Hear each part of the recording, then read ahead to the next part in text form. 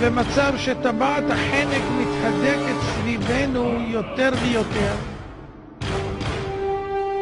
והמדינות מסביבנו שואפות כאילו לדמוקרטיה, שבעצם ברור שהן לא שואפות אלא רק לשחרור מיד הרודנים הנוחים, אבל מיד לאחר מכן מי יעלה יותר טוב.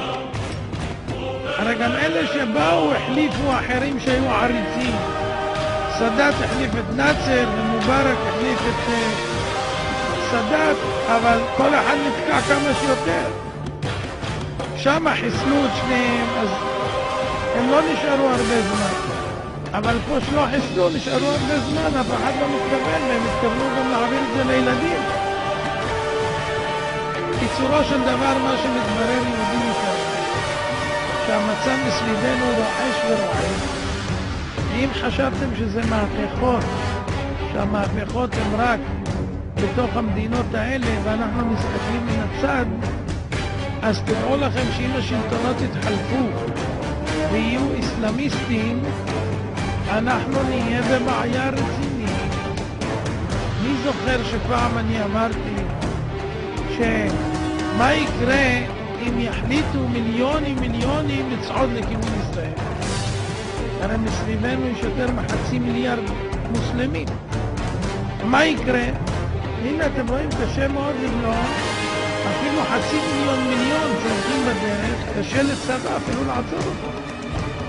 מה יקרה? כך שאלתי הרבה שנים. מה קרה? עכשיו הייתה הפגנה של 2 מיליון במצרים.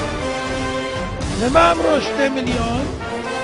שהם רוצים לעלות כולם ביחד לירושלים ברגל.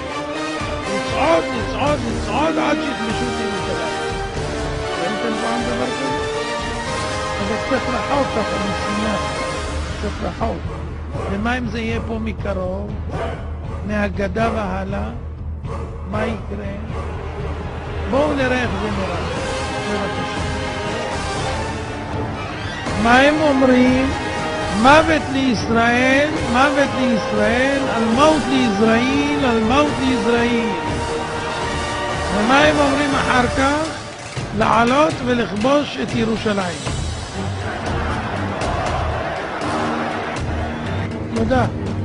אז זה פתיח.